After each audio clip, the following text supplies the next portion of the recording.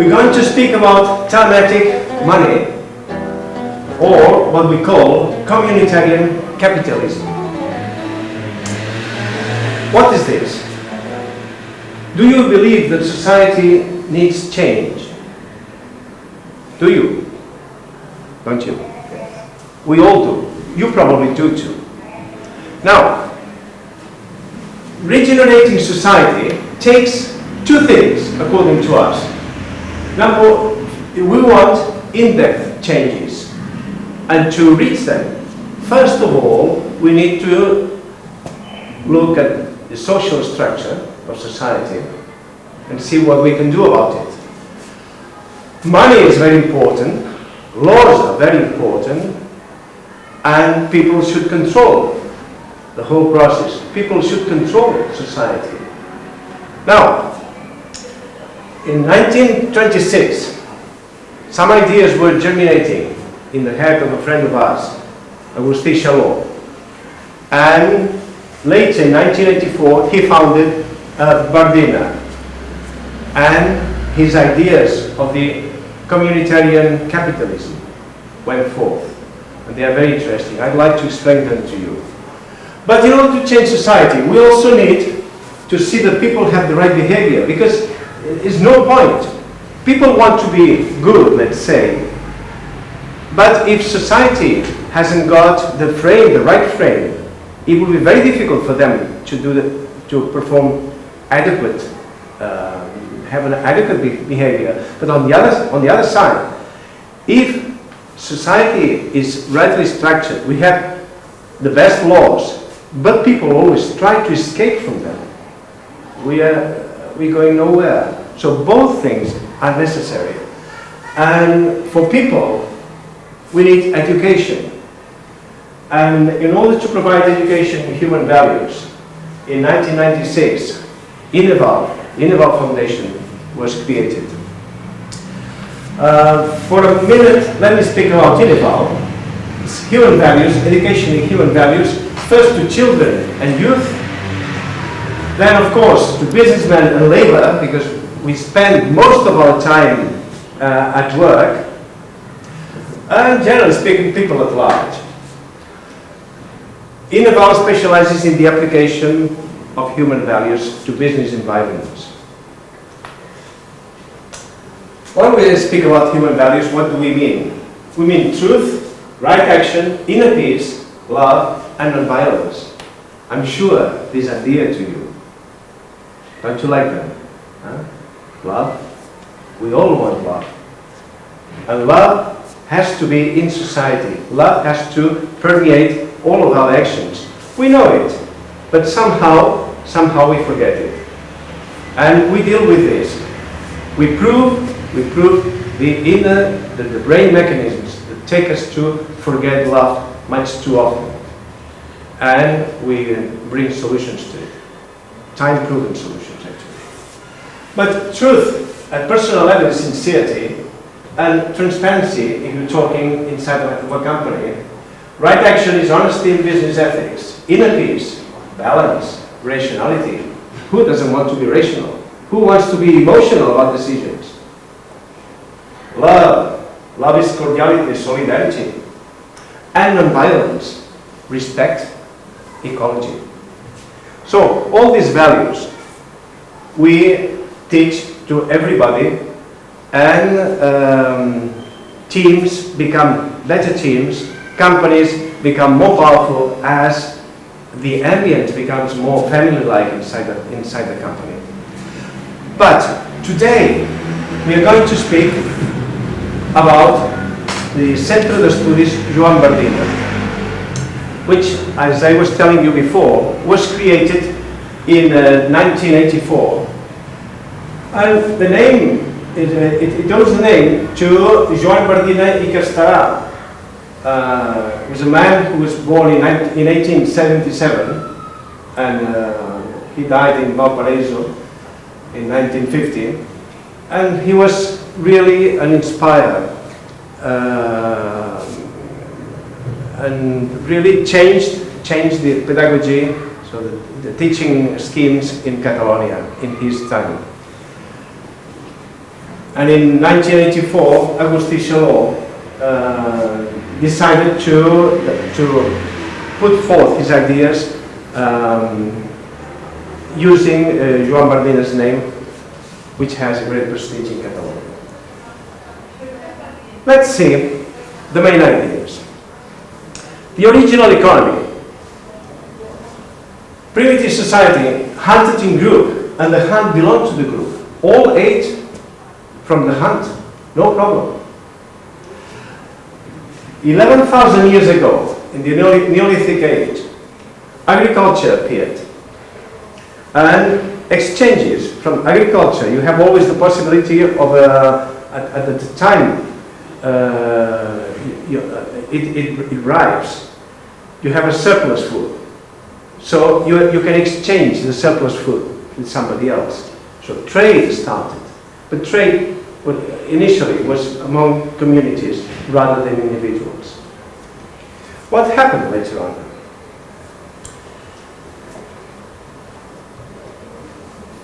As everything evolved with time, trade was done at longer distances.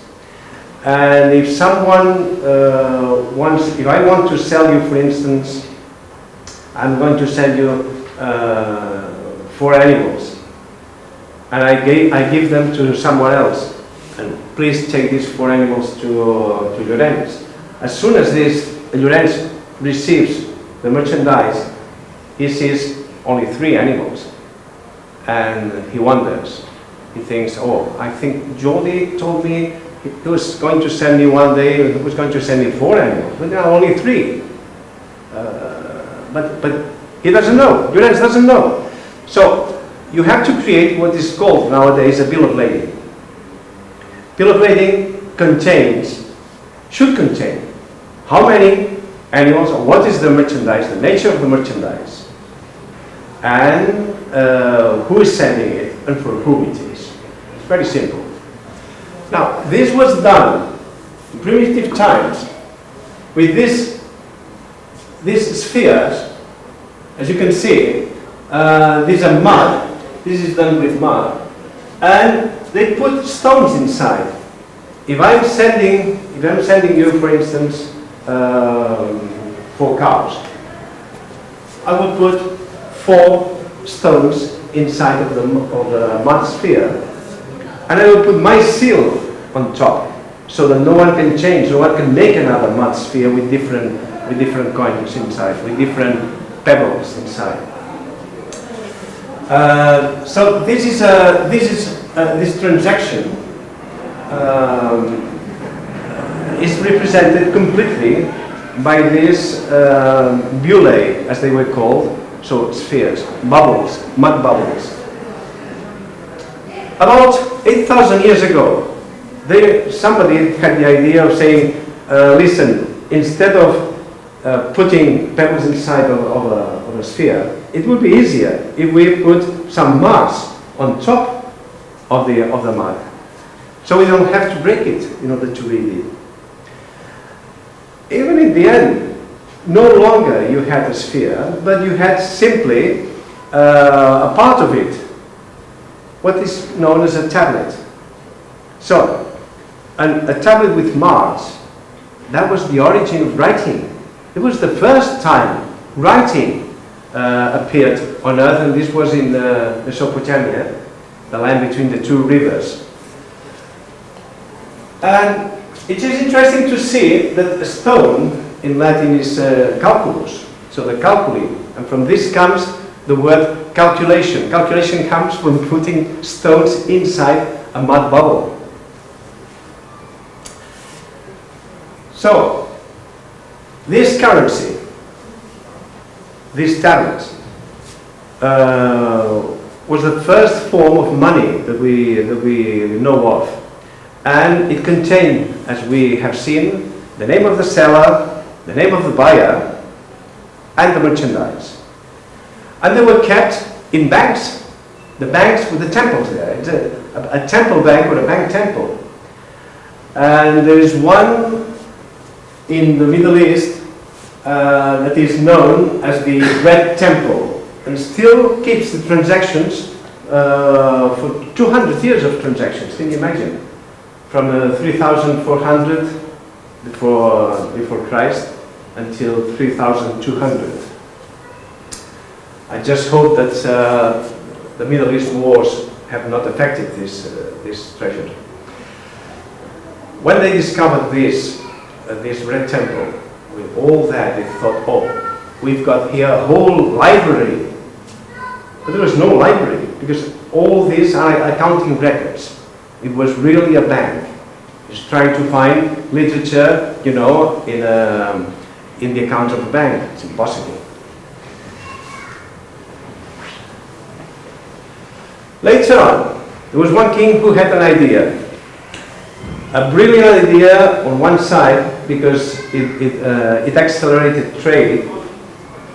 Instead of putting marks on mud, he just picked gold, cut gold, and said, this has a value, because everybody likes gold, it's beautiful, it doesn't rust. So we're going to use this gold as payment.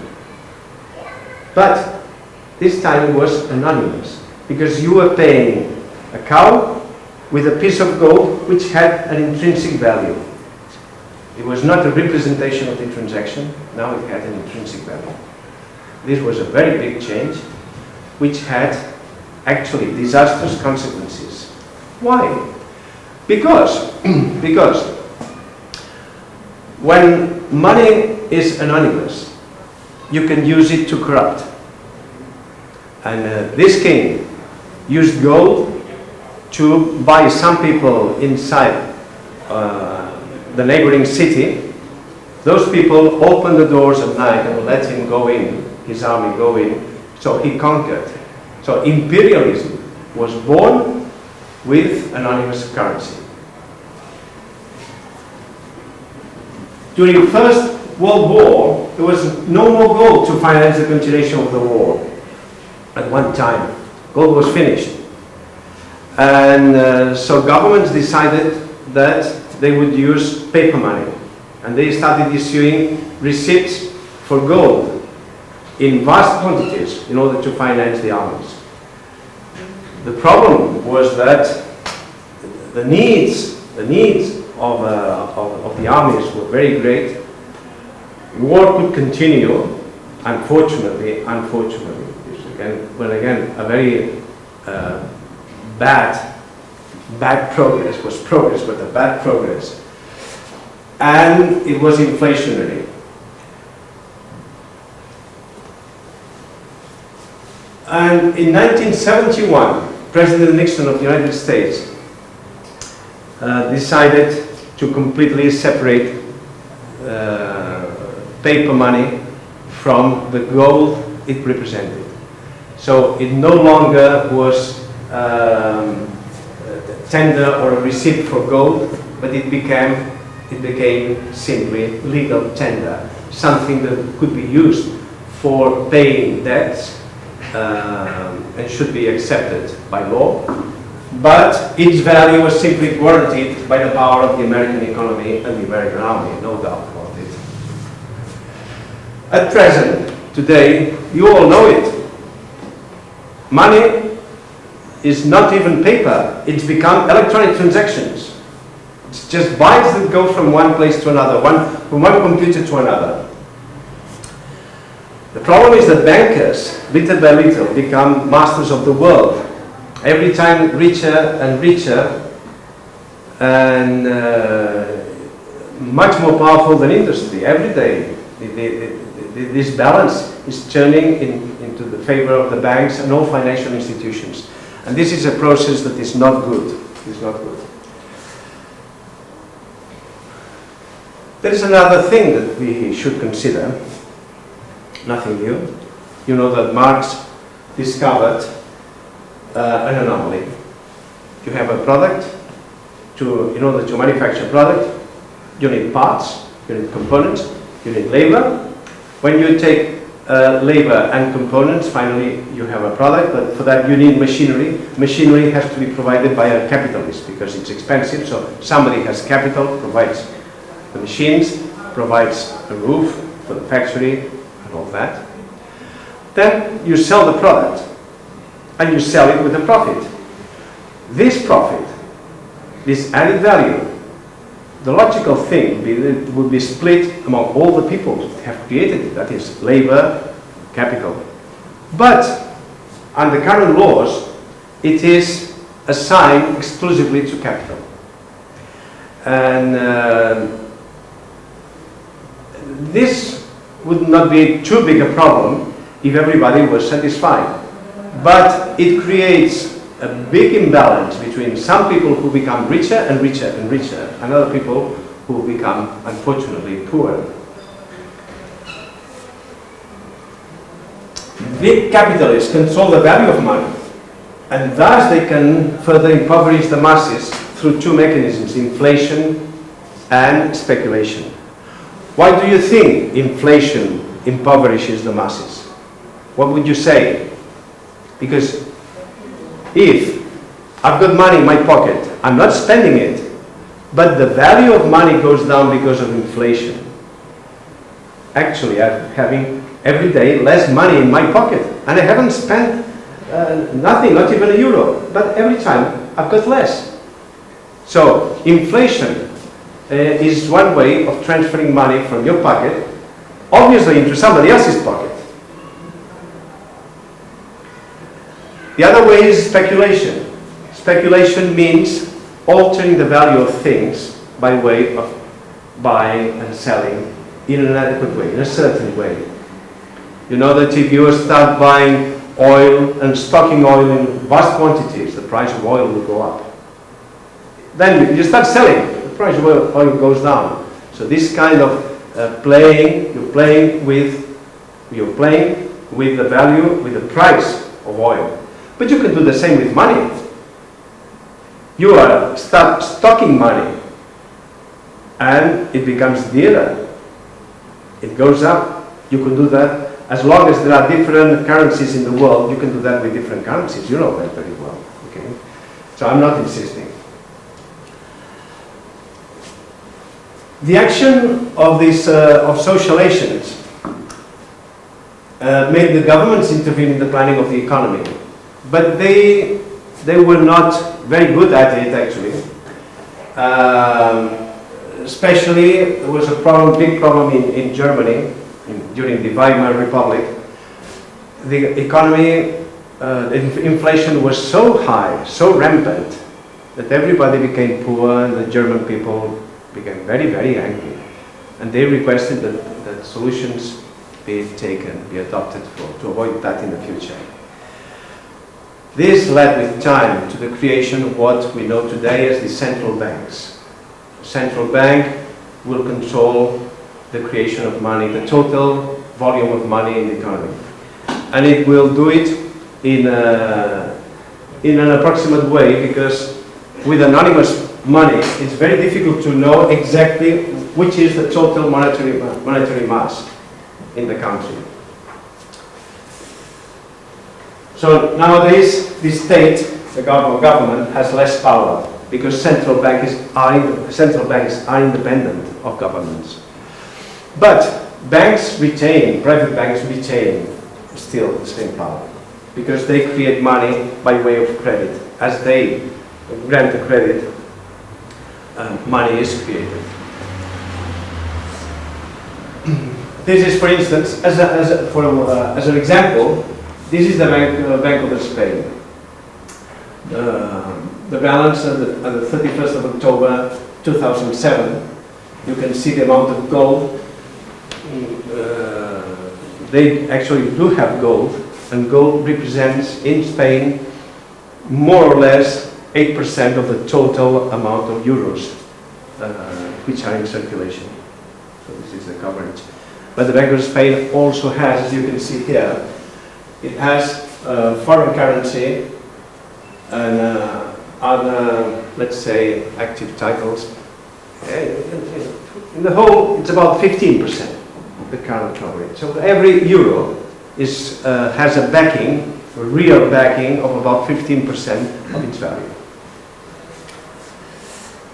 Now, with all this situation, in which some people are getting richer and richer, but not by the fact happier and happier, that's the problem, while other people are getting poorer and poorer, and yes, they become less and less happy.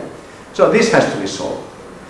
And we have a very interesting proposal made by Agusti Chalaux de Subirà, born in Barcelona, and he died in Barcelona just a little over 1 year ago. He proposed to go back to nominative currency.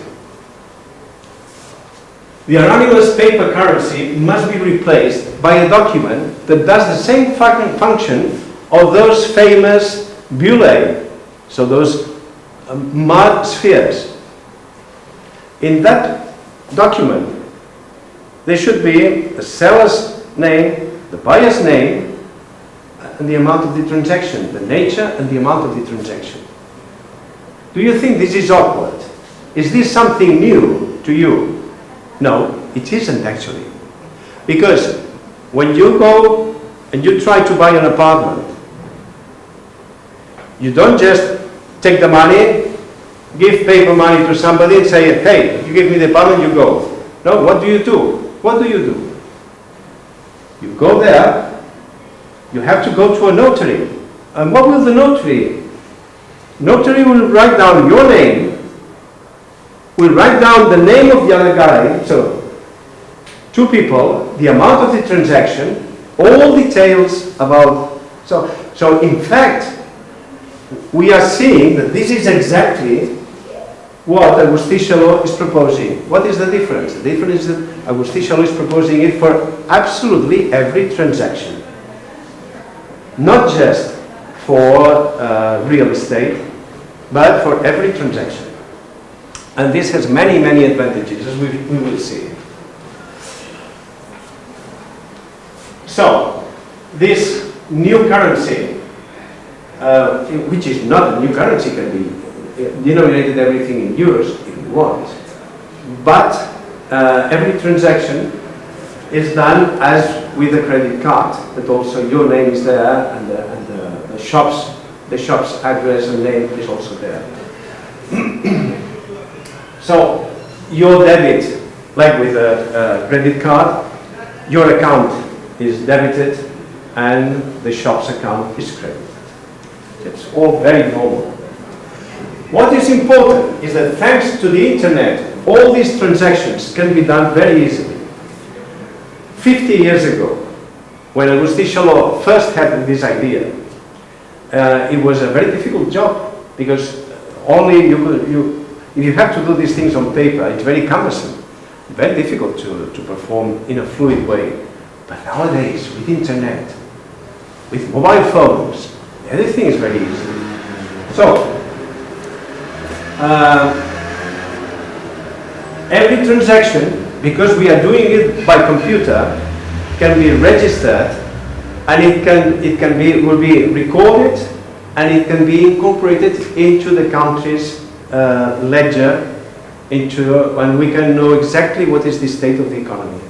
This is very, very important, because then economy can become a science, scientific study, not as it is nowadays, which is guesswork. People think, I think inflation will be like this. No, nothing. You can be very precise, very accurate, if all transactions are recorded.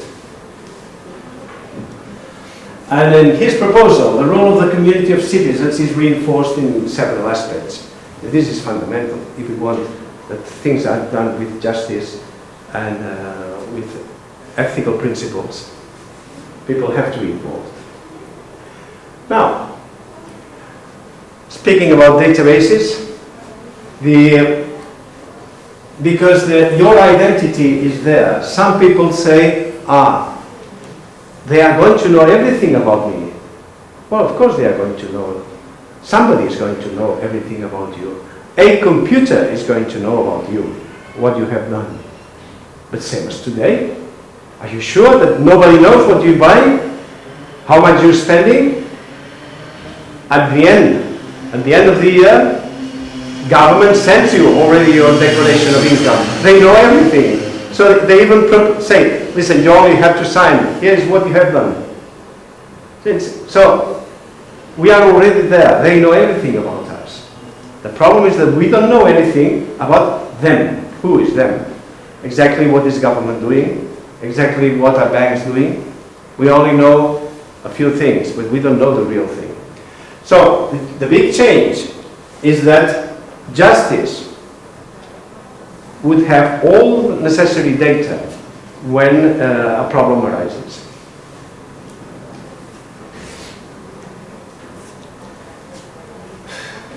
In fact, my friends, if we don't begin to do this very soon, we will discover that electronic currency will be here with us. All this will be true, except that no control will be done by people.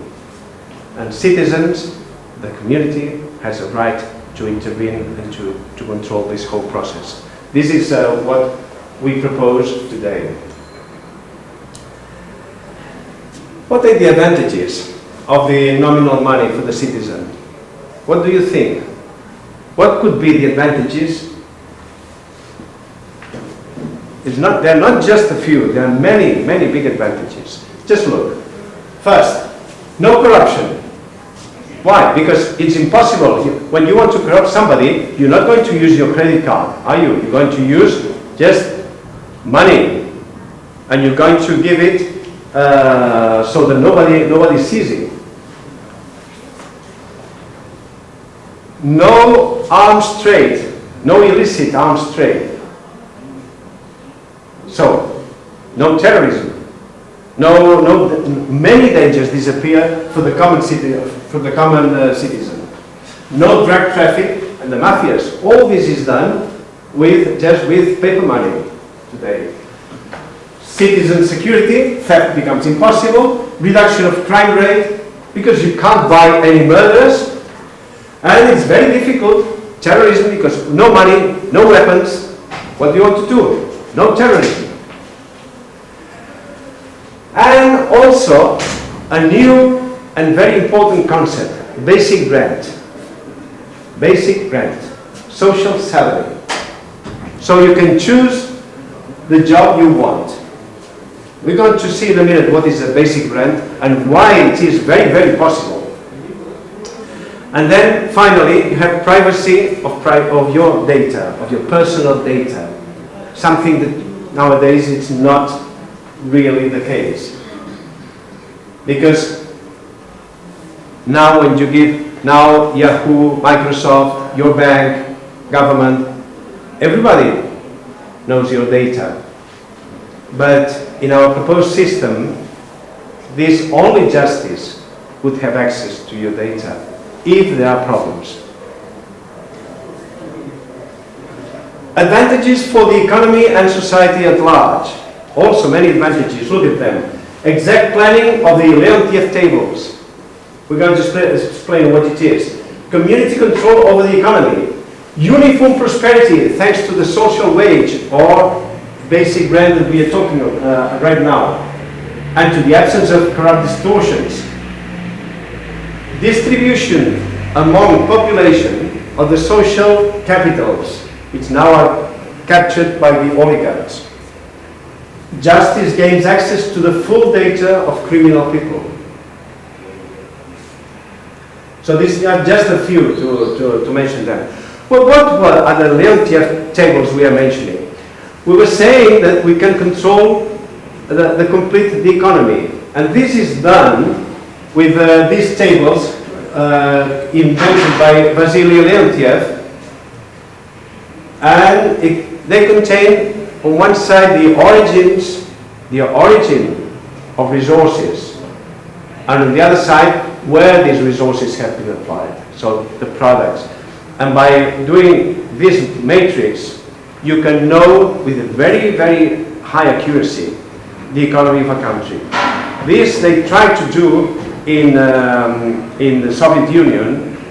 because they had a centralized economy, so they thought they could do it. But it was very difficult because they were using, nevertheless, in spite of a centralized economy, they were using anonymous money, and not all transactions were recorded.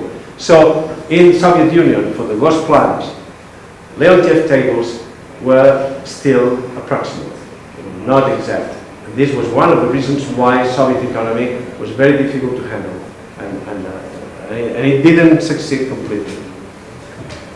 I must say that Leontiev sounds Russian, but actually it was in the United States that he proposed these tables. So, this, for instance, this is Catalonia's Leontiev tables. It's an example. You can go to this internet address and you can see one example of tables. You will see resources and you will see products.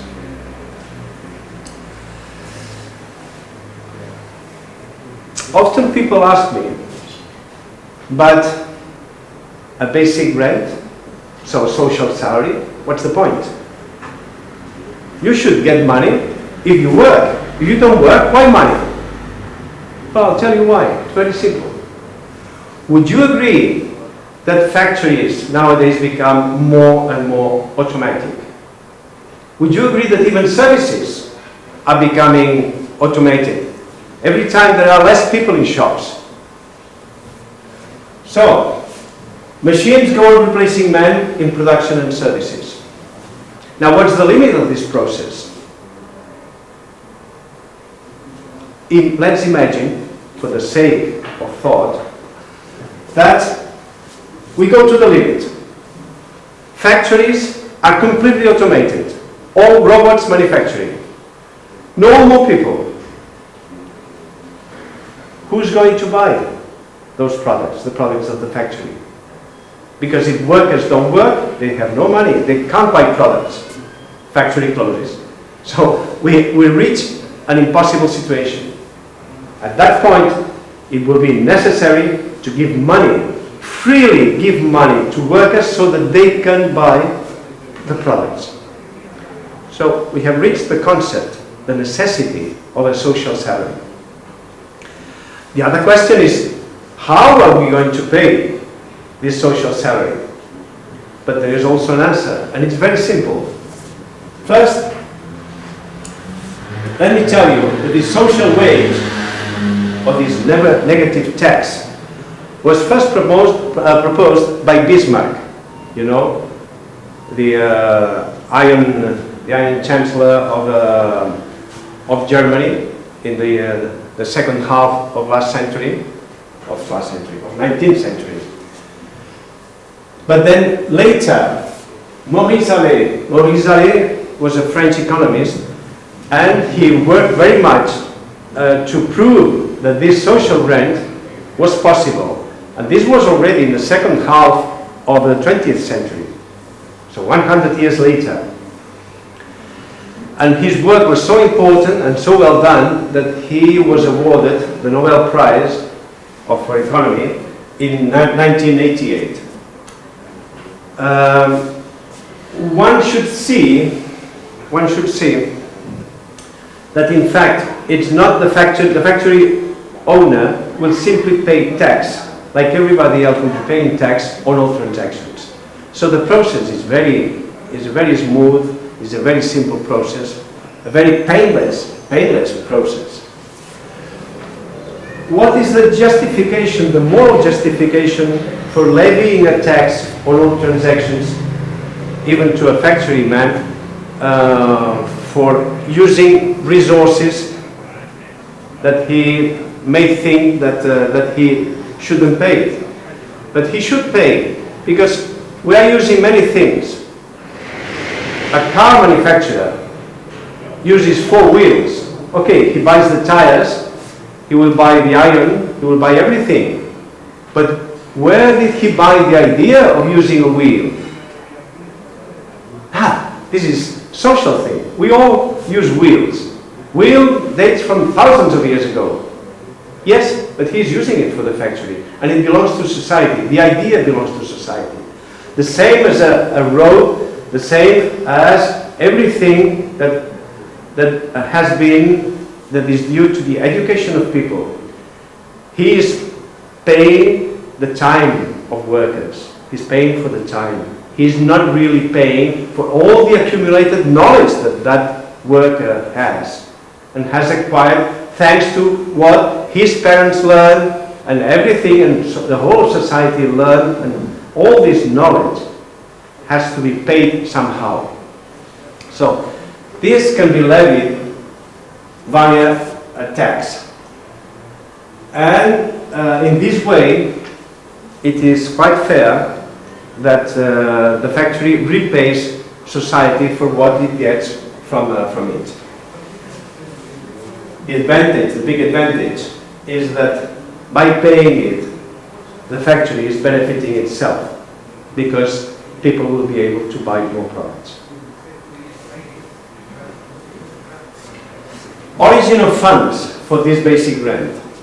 Enormous savings in tax levying and inspection, because everything is done by computer. Finished. No more tax inspectors. Imagine how many hundreds of thousands of people that are not needed, but who are not going to be jobless, because they will be getting, nevertheless, the basic rent. But don't forget it. So there's no problem here, and no upheavals for that. Savings in police for the same reason. No thefts, no police. All existing capital becomes potentially productive. No hoarding poaches, you know, that you keep money because, oh, it's for tomorrow. While you keep it, this money is not being used by society. It's not used in the circuit. And citizen savings are productively reused by the community. Tax havens become impracticable. Tax fraud becomes virtually impossible. So all these are sources of funds. In spite of the basic grant, we expect tax levels to be way below current tax levels, current taxation. So it would be very good for all of us, for rich people and for poor people. It would be good for everybody. In order to reach this, we have already some infrastructure. We have a computer network. We don't need to invent it. Internet is there. We have point-of-sale terminals, and we have credit cards, I could add. We have banks. We also have an independent justice and democracy. We have notaries, and we have auditors. All these we have. What things, which things we don't have? We have to create a new constitution. Agusti Chalaux created a complete constitution. His work is fantastic. I really recommend you to analyze it. This is a very summary introduction that I am making. I recommend you to study his constitution because it's very complete, very intelligent. We need a strong government to implement the system. Justice should be even more government independent than it is today. Today is too dependent on the Ministry of Justice, so it should be really independent. The central banks should be really owned by the community. We need a triple telematic infrastructure, so not just one, but three, so that they cannot default and they cannot be manipulated. And this telematic network should be controlled by justice, and maybe by the associations of notaries or auditors. These are people that we all citizens, we trust notaries, we trust auditors, sometimes even more than government. So why shouldn't we use them to control the system? There is a technical innovation that can be added to what Agusti Chalaux said. The idea is to use transport packets, information packets like in a transport stream, in which you have already that every packet that contains the information of the picture in television picture, It's contained in the packet, and the packet has a heading that has the address from which it comes and the address to which it goes. So it's exactly the same idea of this nominal currency. We could use it, and this would give us further possibilities. So experience has proven that the existence of the registrar has obliterated, literally obliterated, all the ancient discussions, that all, my piece of land was until here, was until there. Sorry, everything is written now. So we know where it was finished, and when your grandfather bought it, etc., etc. Everything is known. This we want for everything. So, this solution, Agusti Chalaux solution, is fantastic for one, if it were only for one simple reason. Christianism, the French Revolution, communism, all have provided substantial advances to society, to our well-being. Would you agree? Do you agree? Don't you? Liberal capitalism also has contributed an important material progress. We will all agree that current conditions are better than in previous ages, also thanks to scientific progress. But liberal capitalism has worked. What is the problem with liberal capitalism? That it is very good for smart people, but what about the rest of people? If it's only good for some people, it's no good for society at large. And we want a system that is good for everybody. The problem is this. Too many people are working for too long hours, and yet they're not getting enough for an adequate living. And this is happening in many parts of the world. And for some people, even, there is no work but without a social wage. So no work means nothing. Starvation. While there are a few fortunate people concentrate all the power more and more, and they may have, and sometimes they use their power to enslave other people. This is very sad. Those in power are not necessarily bad people, but if the structure is not good, they are tempted to do the wrong things. So all this exaggerated, unjust and unnecessary enrichment must be corrected. The Comunitarian Capitalism of Agusti Chalaux represents the end of the dialectic between communism and capitalism. It really can solve everything, my friends, believe me. Please study it, because it is something that can really bring peace to mankind at last, at long last. Let's make a summary.